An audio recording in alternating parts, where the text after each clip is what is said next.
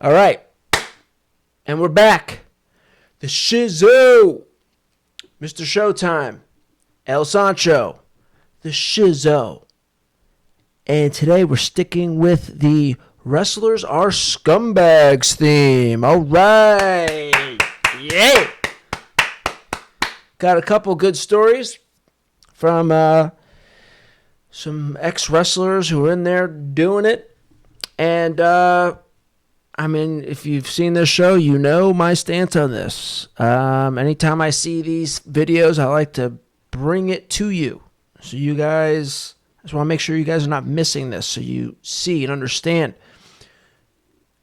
how this business really is and how the people in this business really are. Okay? And you're hearing it from the wrestlers themselves. I have stories, and these wrestlers have stories. So, let's get right into it. We're going to start with Rob Van Dam. Talking about meeting Brickhouse Brown in the early 90s and his warning for him when he gets to the upper echelons of his career. RVD was just starting out at this time.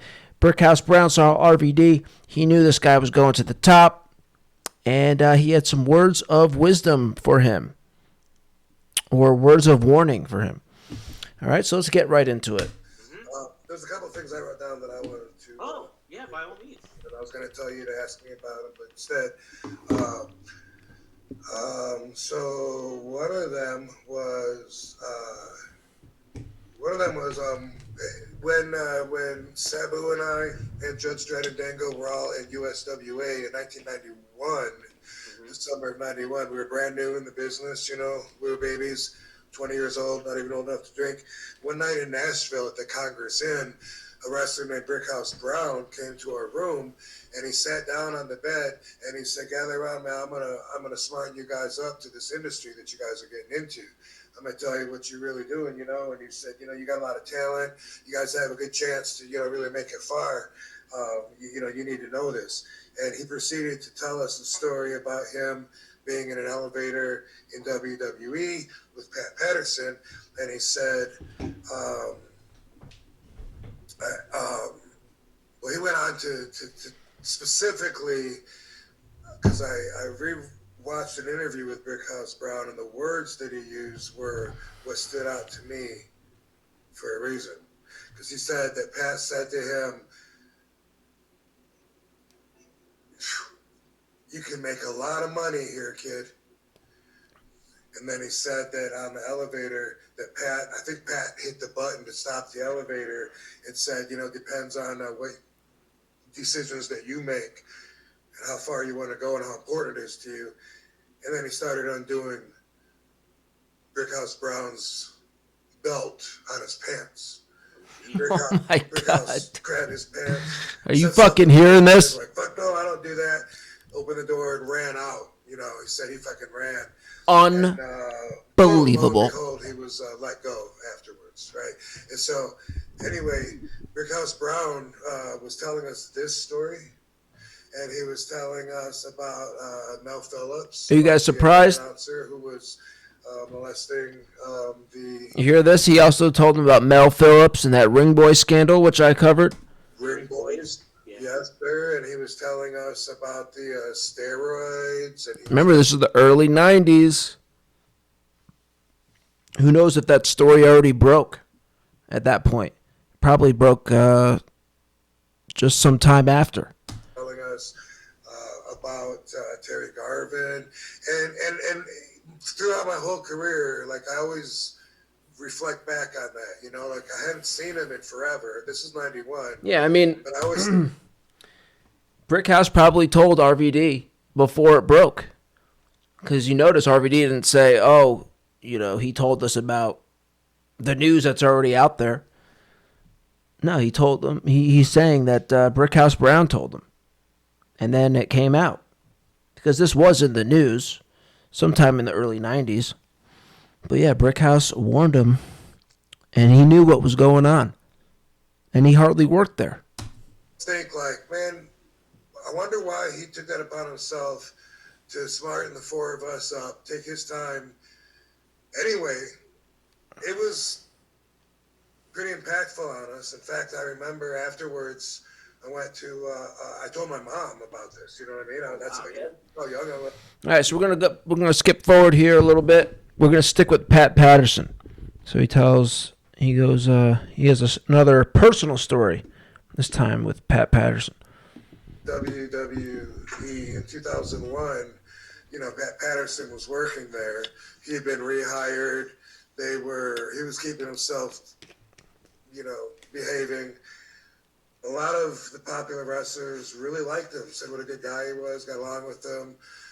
First-hand experience, nothing was happening to me, so it was weird to think back about these crimes that are alleged and to think about how could anybody be okay with associating with these people. But sometimes it's just like it is what it is, and sometimes you can't control everybody that's in the room. And anyway, I remember one time in Pittsburgh, I was at the Mellon Arena.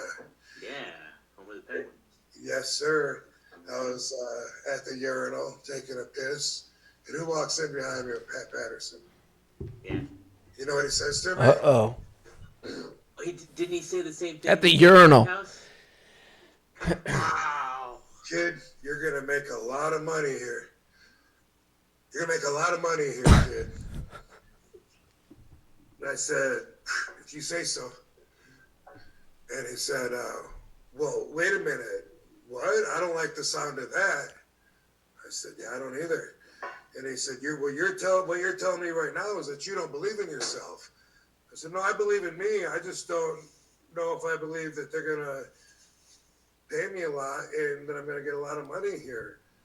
And I was particularly pissed because I had just gotten my first check shortly before that. And I got my first house show was in Atlanta with Johnny.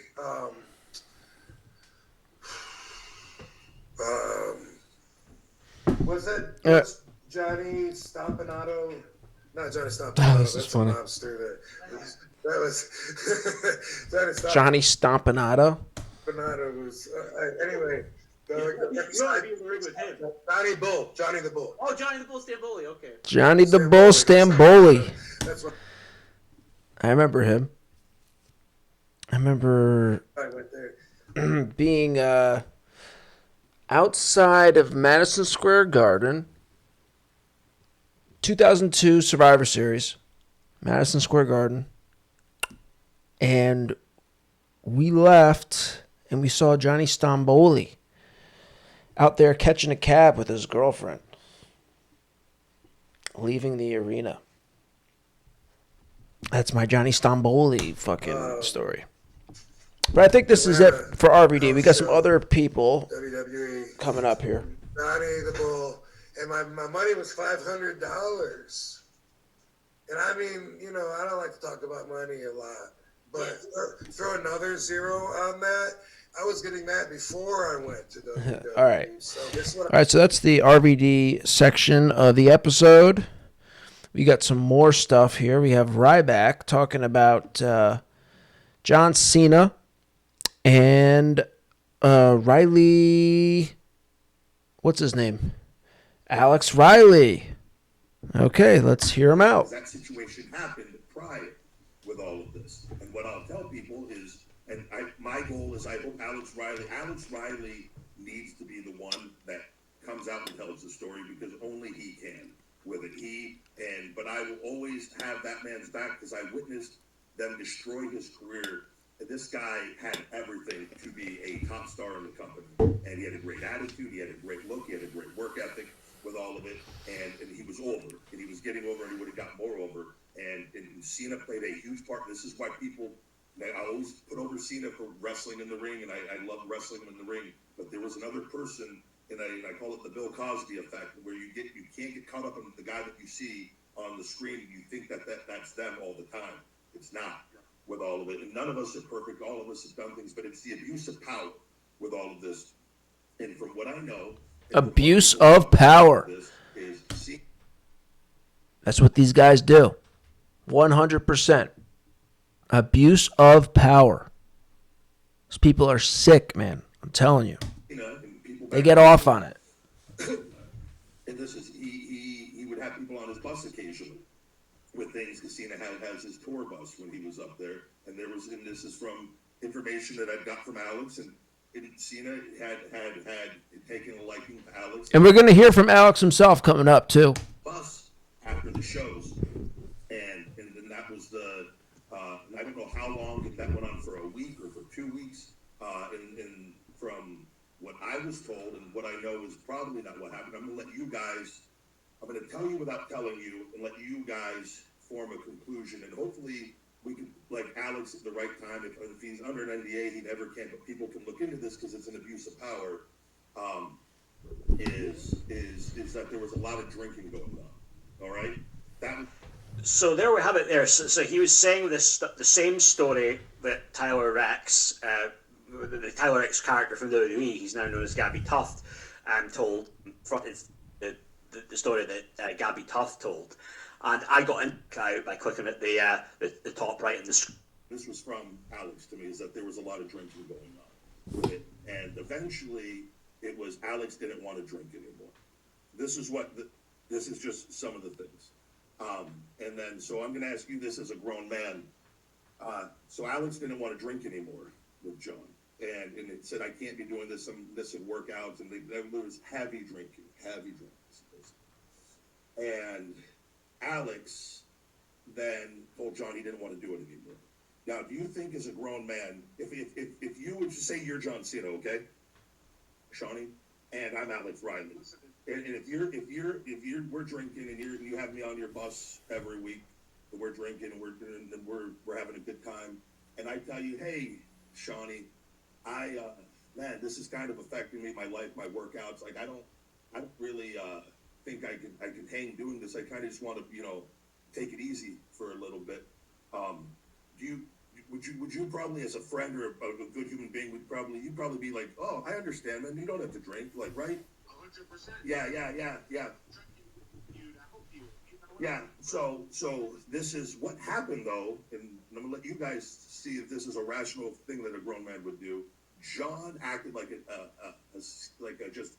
ex a scorned ex who had just been done wrong.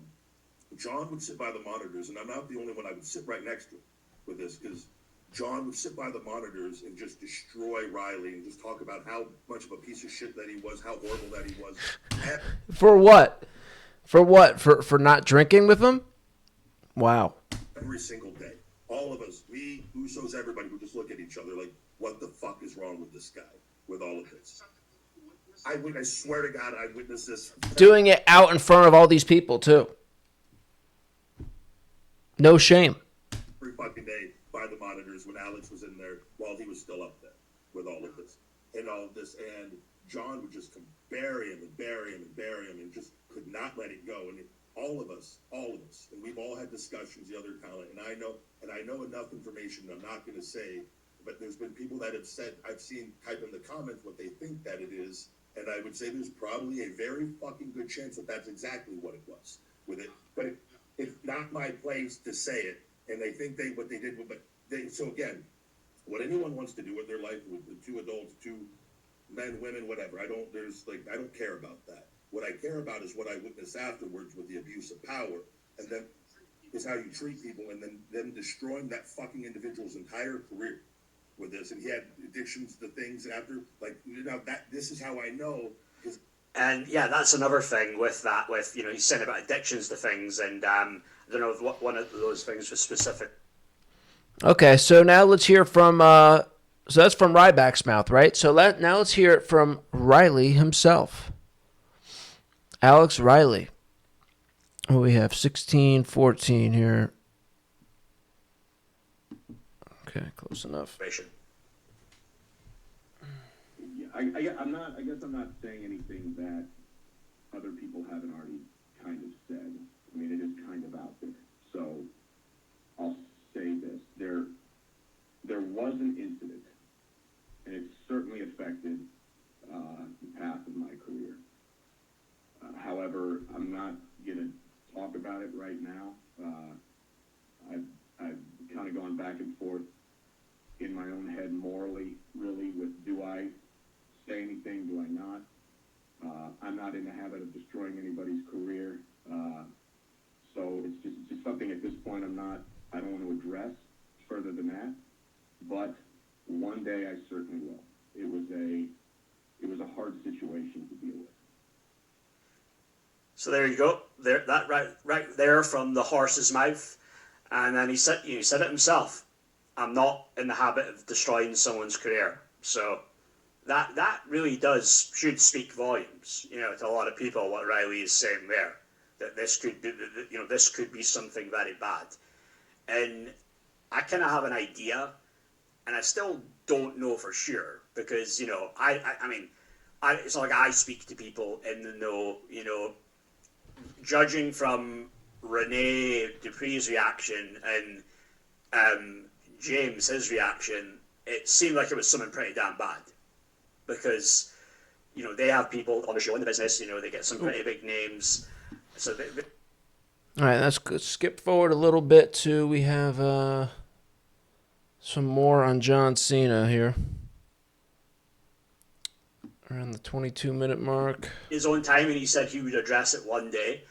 And but yeah, I think at the end of the day that would just be karma, because Cena's pulled the wool over the eyes of a lot of people in the world.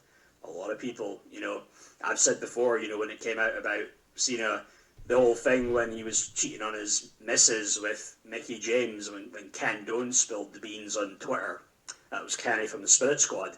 Then about a few days later, Cena's doing a live Make-A-Wish at Times Square. It's like WWE, they know what they're doing with these things. Like they know it's about, it's the PR and it's about controlling the narrative, and we've got to make our cash cow look good, look whiter than white, because he was the modern day Hulk Hogan basically. But that's my video for now, guys. So feel free to hit the subscribe button, and let me know. Yeah, John Cena. John Cena, a bad guy, bad and phony. And I've been talking about how I want to do a big profile on The Rock, and that will be coming up. I want to get a few more followers before I start getting into that stuff. But I have a big profile on him that I want to do, and then also on John Cena. Because, I mean, yeah, I'm sure there's a lot on John Cena. But the biggest things that I have seen personally is how big of a phony John Cena is. This fake, professional guy. And just really icky phony. Icky phony. And you need to know. You need to know, as a wrestling fan, that your guys, they're either bad or they're icky phony. And sometimes both. Okay? One more video. This is on Triple H and Caitlyn. Okay, again, this is Ryback bringing us this information. Let's hear him out. I'll give you guys, there's a Caitlyn and Triple H story out there. There's a John Cena and Alex Riley story out there. And if the board investigates it, they're going to find some stuff. They're going to find a lot of stuff. And there's a lot more than just that. There's a lot of top WWE executives with a lot of diva stories. And that's why I encourage the divas to get out there and speak up. And with that, he added on about saying there's a lot of top executives with diva stories as well, and urging the divas to speak out. And that's one thing, because with this 67-page document with a lawsuit filed by Janelle Grant, there is mentions, a good few mentions there to do other executives were named in this. Other executives knew what was going on. She believed that they were going on based on kind of the funny treatment that she had received.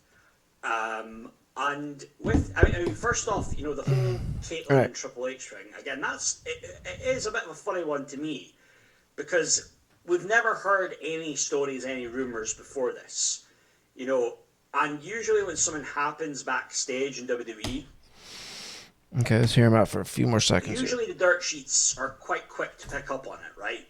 Usually there's someone that stooges off to the dirt sheets that something happened, there's been an incident, there's been an altercation, and then they report on it, at the time or shortly, just after the time.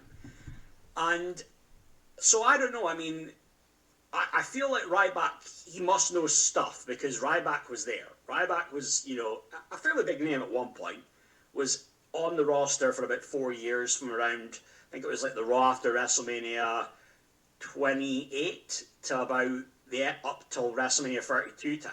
So he was there. He was on the show there with Caitlyn, and then he interacted a lot with Triple H. He said that Triple H had to do a lot with the development of his character. So I feel like he might know something, but then again, it could just be Ryback making stuff up and talking nonsense, for all we know. But with this, all right, so he goes on and he brings up this interesting segment that Triple H, no, not Triple H, that Stephanie McMahon had with this Caitlyn, one of these divas, right? Where she was like really over the top with Caitlyn in one of their segments. Now, of course, Stephanie is like this. This is her character, right? So it could very easily just be part of the show, obviously. But some people bring up the point, well, maybe there's a little bit of realness going on here. It was basically where Stephanie was very stern with her. Okay, and then now we're going to go to Caitlyn talking about her time in the WWE and basically talking about this exact thing. Okay, so let's go to 6:30. There we go, and let's hear her out. But with this, Caitlyn... See, now I'm saying, hear me out, bro, hear me out. Well, I'm saying, hear them out, actually. Had done an interview with this guy, Muscle Man Malcolm. And this is kind of a clickbait title, but then we never know. There could be really something there. Caitlyn's beef with Stephanie McMahon. And he asks her about this promo going back, this is 2013 time, on Raw. So what I'm going to do, I'm going to play the clip and I'll react as it's going along. Yeah, and there's like a lot of like bad guys and like evil characters in pro wrestling. One of them is Stephanie McMahon. And there's like a segment that she just randomly just started calling out women, and like I never understood it. You guys know what I'm talking about? It's like she just got on the mic and just started like belittling you. I didn't understand it. Like, was there a story behind that? Like, why was that a thing? To be honest, there was like so much going on at that time in the with the women's division and all the stuff that AJ and I had done, and then there was like Total Divas and stuff. It was, to be so honest, it was all very confusing. It was like all so confusing, and I don't actually really remember like the substance of like what they were trying to do, but I do remember it being like, number one, I was like, holy shit, I have a segment with Steph McMahon, on the mic, live TV, and so it was like a very cool moment for me, just in general in my career, but also I was like so nervous, like so like, because it's Steph McMahon. And I always have a lot of love and respect for her, like just her vision and the way that she went about things. But yeah, it was a little weird, and I just like behind the Divas Revolution, the Women's Revolution. Like, be awake at night, being like, what was happening? Because that was like 10 years ago, and I feel like that part of my career was just so tumultuous, and I don't really remember. I think I was like in a state of like panic a lot of the time, or just like confusion a lot of the time. So I'll call you up and let you know when I think of it. We'll get the scoop eventually. It's all good. I don't think she did call him up eventually to let him know exactly what happened there. But that clip there, and I don't know what you got from that. And I'm saying to myself, was there something to get from that there? I don't know. So, by the way, this Caitlyn, she's pretty hot, huh? Let's go back a little bit. Because that was like 10 years ago, and I feel like that part like, of my career was. Tell me you don't want to fucking rock this. I don't really remember. I think I was tell me you don't want to rock that. Like a lot of the time, or just like confusion a lot of the time. So Right? I'll call you up. Am I crazy for thinking a girl like this is fucking super sexy? I don't think she did call him up eventually to let him know exactly. I don't know. I feel like some guys would be like, nah. Not me. All right, so like this is my kind of girl.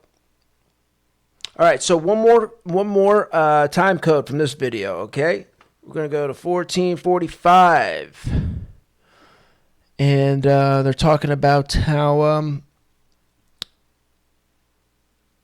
they took her on like a little shopping spree, a glow up shopping spree, because they didn't like they found her to be attractive, but they didn't like how she was presenting herself with her fashion and her look, right? So they were giving her a makeover. That's the word I was looking for.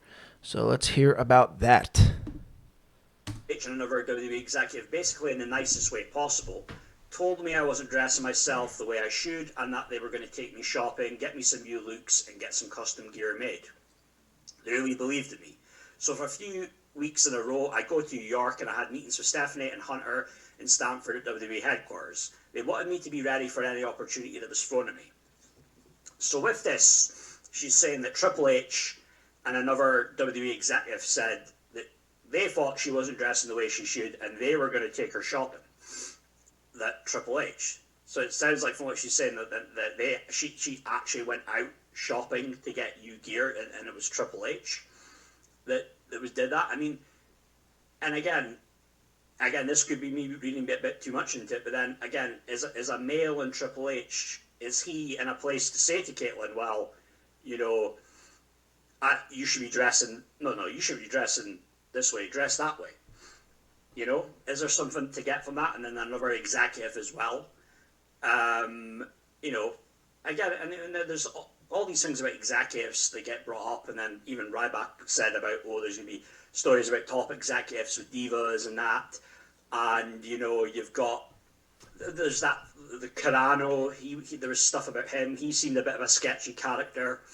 I remember his Eugene character was saying that he was, like, hitting on his now wife, like back at something, an OVW show.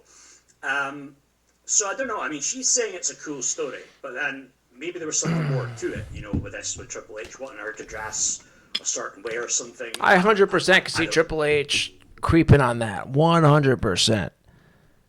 Yeah, baby, let me take you on this little shopping spree. Give you a little makeover. Because Triple H likes these kind of girls too. I mean, he was with China for, a long time. So he's definitely he for sure was into Caitlyn. So, I mean, just use your head here, right? I mean, what's the likely scenario? What likely happened? I mean, come on. Okay?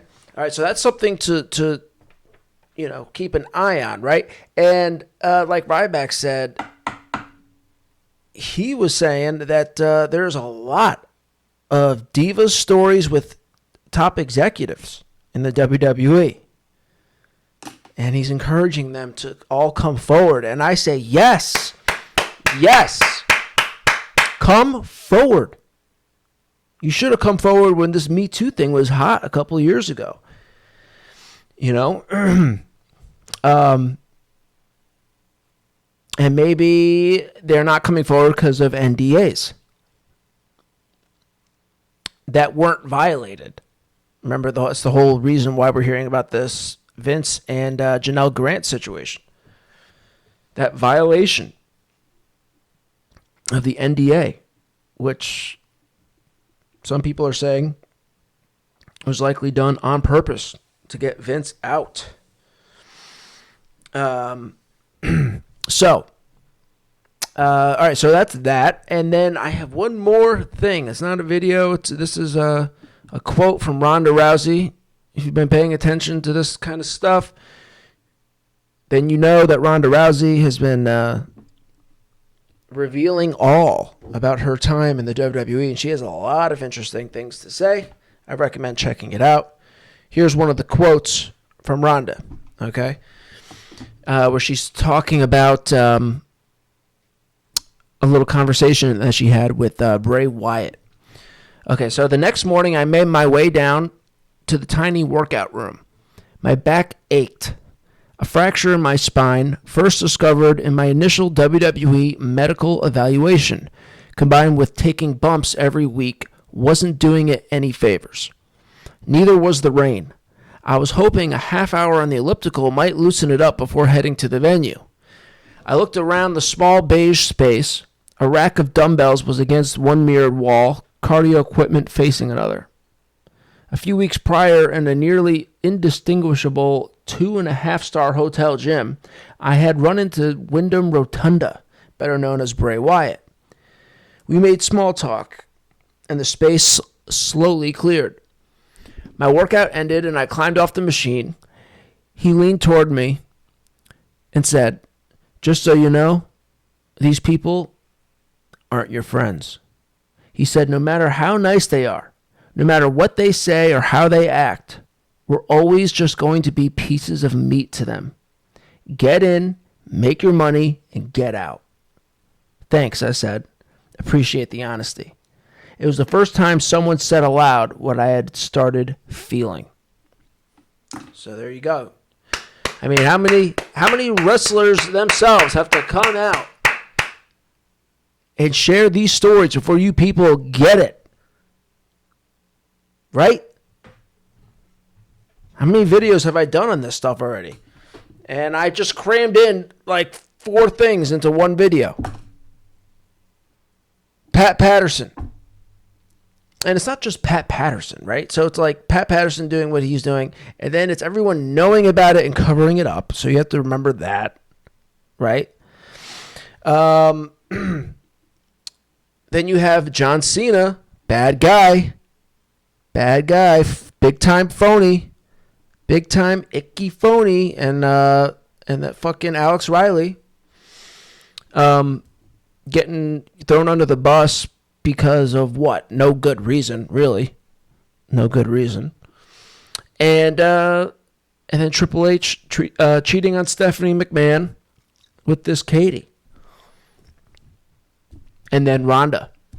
And then, Ronda's horrible experience with, these unprofessional people here in the WWE.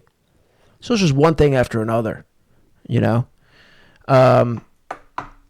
So, again, if you're a wrestling fan, understand what you are watching. You're watching scumbags running around playing wrestler, and they're scumbags.